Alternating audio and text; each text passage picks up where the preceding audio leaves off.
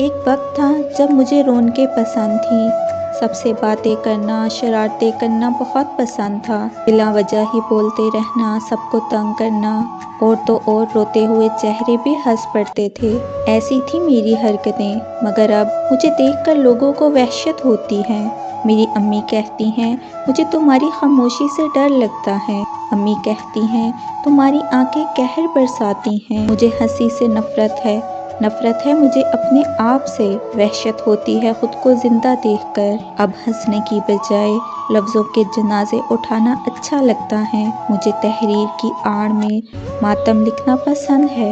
मुझे खुद को संवारने की बजाय खुद पर जुल्म करना, अजियत देना पसंद है।